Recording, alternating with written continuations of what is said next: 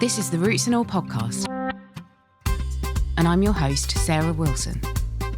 Join me as I talk about all aspects of gardening with some of the top horticulturists from around the world. In this episode, I'm joined by Nicolas Salazar of Guardians Worldwide to explore the often overlooked role of rocks in our designed environments. We discuss their carbon storage potential, their deep relationship with plants, and why removing rocks from landscapes may have more impact than we think. It's a conversation that challenges us to see rocks not as static objects, but as vital living parts of ecological systems. So my name is Nicolas. I'm a Chilean-British environmentalist. My background is quite mixed. I started out in the creative sector and then moved into education and research in academia. So for 10, 15 years, I worked at various universities doing research, environmental research, challenge-led research, conflict research. I worked for the University of Leeds, for the University of Surrey, for the London School of Hygiene and Tropical Medicine and the London School of Economics. So I have a background in academia, but I felt that wasn't the right space for me. So I left that around 7 years ago and I founded an organization called Guardians Worldwide, which is where I work right now. I also do consultancy for various NGOs, charities, and third sector organizations in the area of intercultural environmentalists. So I'm not a scientist. My interest in the environment is not a scientific one, it's an intercultural one, which means that I study and I share different perspectives on the environment coming from different cultures, especially indigenous and Afro-descendant. Fantastic. So tell me more about Guardians Worldwide. So Guardians Worldwide is registered as a charity in the UK. So we have a charity status in the UK. We're also registered in Portugal and we're registered in Nigeria as a PLC. And what we do is quite a mixed bag of things, really, what we do. But the baseline is to support what we call inclusive sovereignty, which means that the use of territory or land needs to take into account the groups of people that have lived and taken care of a land for many generations. The system of land use and governance tends to be exclusive, which means you buy land and you have exclusive rights over your land, or the state has land and it has a system of control and protection through armies and policing, etc., over that land, and it's also exclusive. But there are no frameworks to support, say, indigenous people, Afro-descendant people, also families that have had a connection with the land for a long time, if they don't have those exclusive rights. So what we do is we support indigenous people, Afro-descendant people, rural communities who for centuries have been protecting forest but have no rights, by raising funds to do reforestation, to do protection of a comprehensive set of rights, cultural rights, land rights, women's rights, rights to intercultural health. So it's quite mixed, but it's ultimately about identifying groups of people that have a duty of care, a cultural or established duty of care for their land, which is what we call guardians. I think from a sort of Western capitalist perspective, we tend to categorise land so it's either agricultural use or it's use for farming animals or it's for leisure or for ornamental use perhaps. Is that the same perspective, do you think, that can be applied to other groups who use land or interact with land, or do you think they have a different perspective? Well, I wouldn't want to generalize, but I think you're right in saying that land is the basis of much Western capitalism. Land-based capitalism is what that is called. And a lot of capitalism starts from that exclusive rights to land, whether it's privatization of land, meaning the land is a commodity that you buy and you can access only through commercial wealth, or it's a political right. As I said before, the state, the government owns the land and dictates what to do.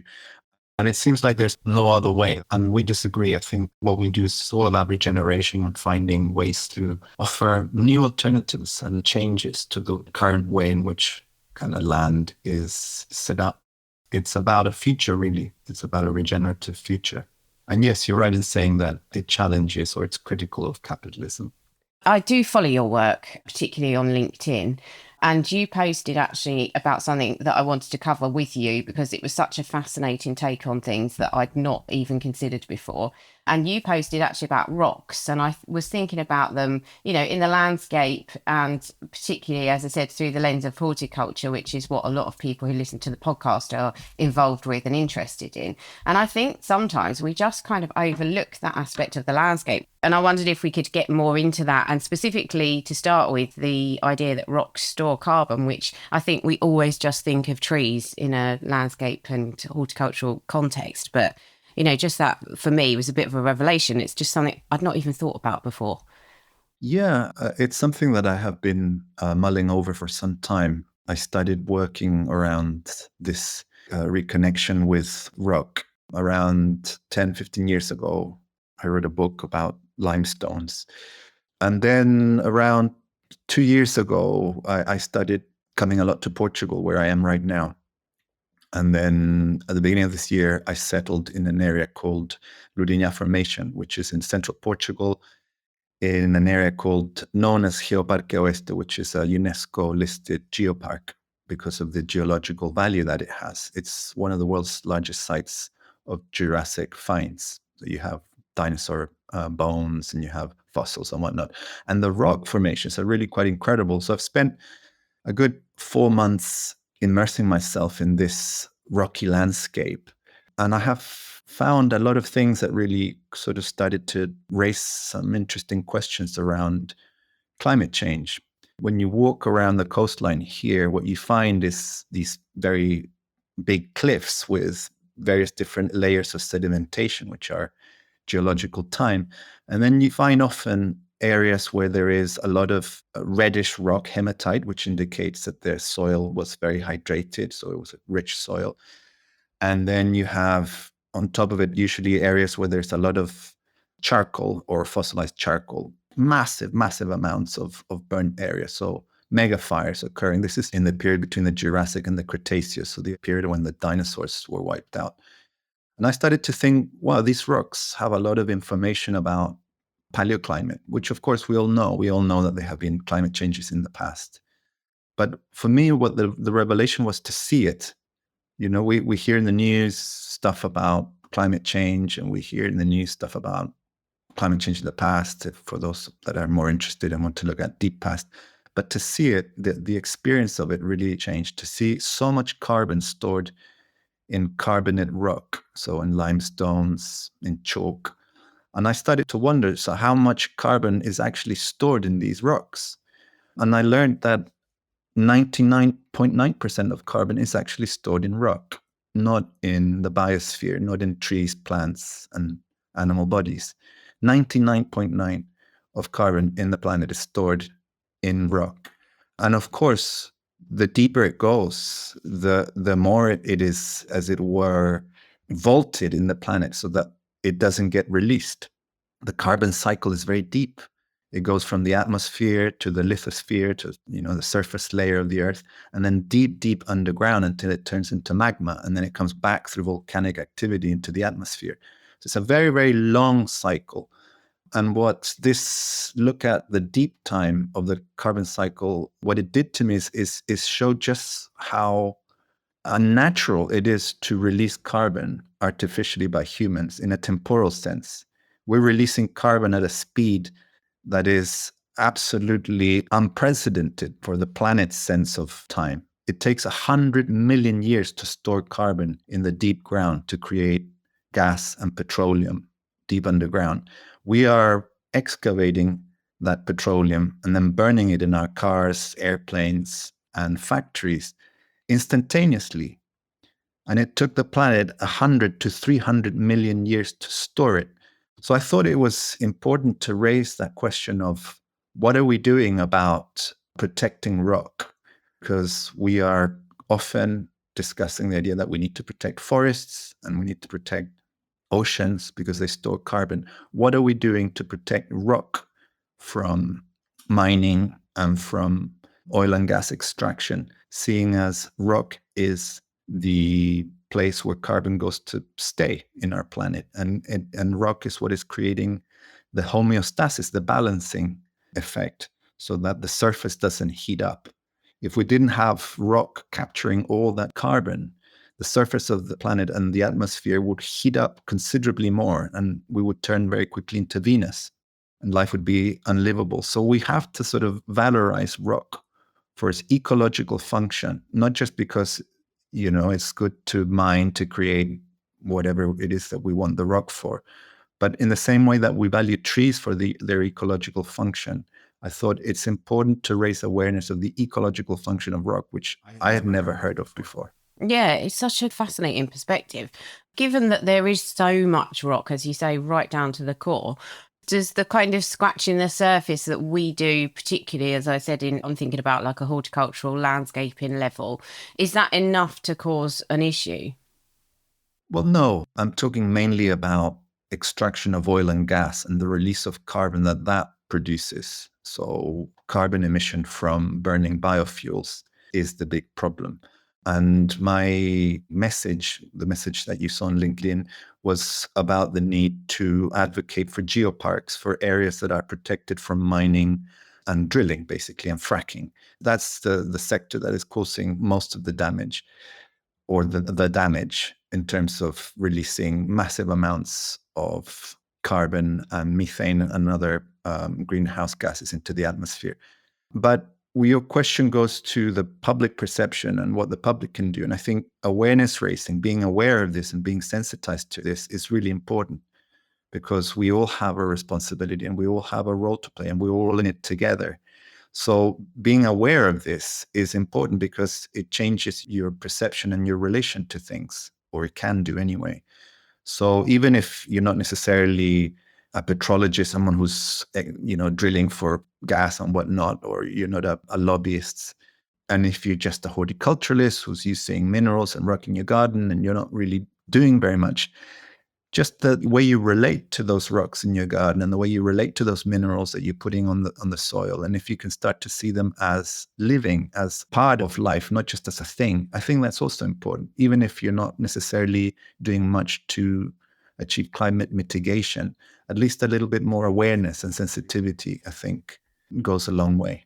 Yeah, and that goes back to what you were saying, I think, about the temporal issue. And when I was reading your post and thinking about rocks, it made me think they are on such a different timescale. And people talk about the timescale of trees is very different to the human sort of time experience, but rocks even more so. And I do wonder if there's just that disconnect because we can't get our heads around the life scale of these things.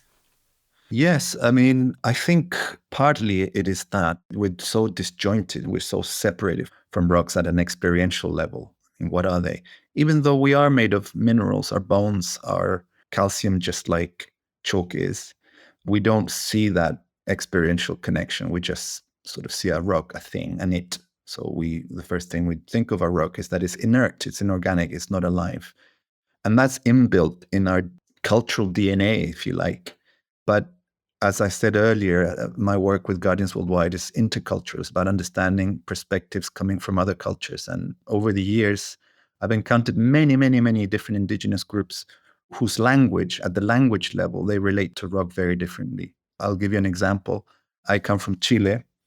And in Chile, the main indigenous peoples are the Mapuche. Mapu means Mother Earth, Che means people, the people of Mother Earth. And their language is called Mapudungun. Mapu, Mother Earth, Dungun, speech, the speech of Mother Earth. That's the language they speak. And Mapudungun is an incredibly different language to any language spoken in Europe, because I wouldn't profess to say that I know a lot about Mapudungun, but what I know is that it allows you to relate to the natural world in a completely different way through the language you speak.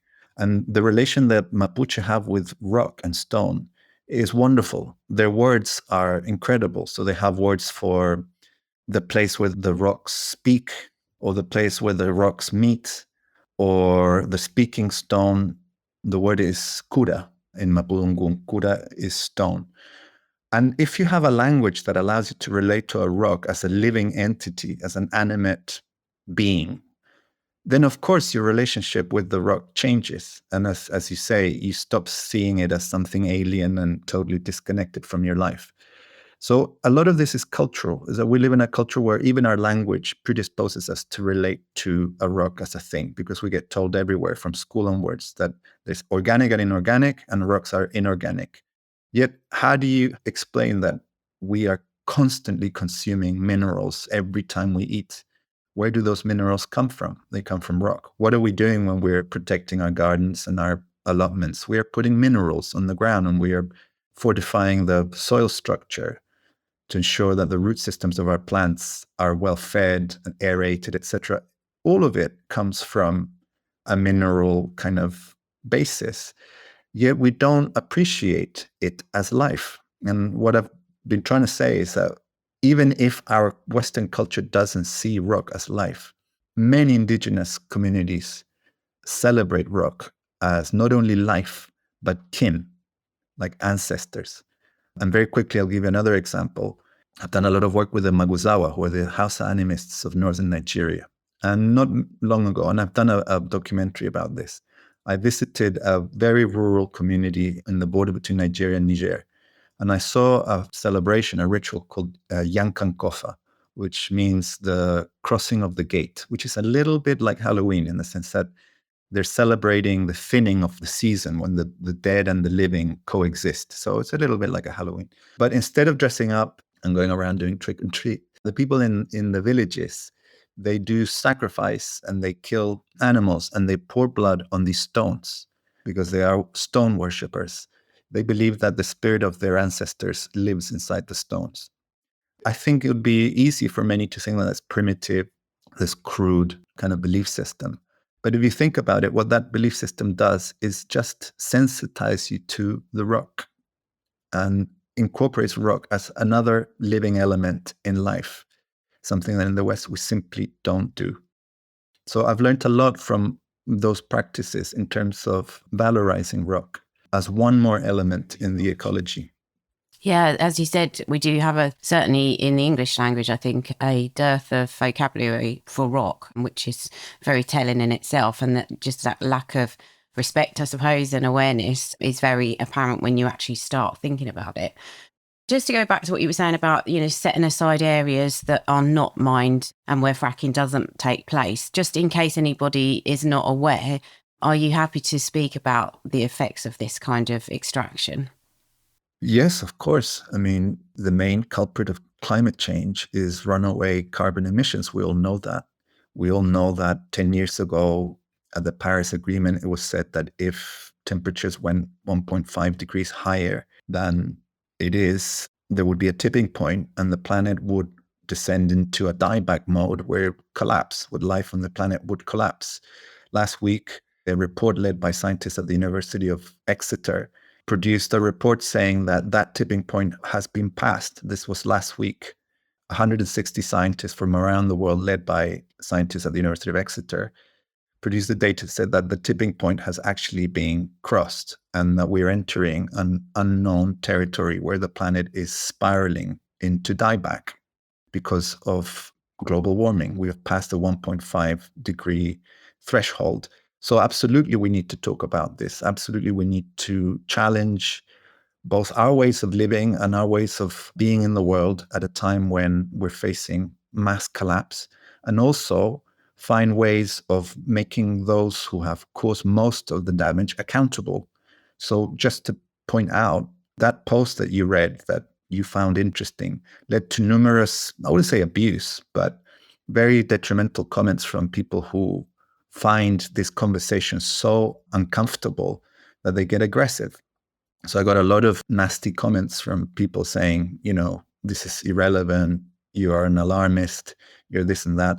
And there's no desire of mine to make anyone feel uncomfortable or to challenge or to provoke anybody. But these reports are factual. What's happening is actually happening. Whatever the mad world of fake news is saying, this collapse is actually happening. And I think we all need to be talking about it. And I'm grateful that you wanted to talk about this, even in the context of horticulture and gardening, which seems like a relatively safe environment. But there is no safe environment from this anymore. We all have to talk about it and take responsibility for the way we live, I think. Yeah, very well said. Well, Nick, do you want to finish by telling us about how people can link up with Guardians Worldwide? Yeah, sure. An invitation for listeners to join our upcoming course. So we are starting a transformational online course on the 10th of November. It's called Extinction and Recovery. It's a 5-week transformational course on climate change in deep time.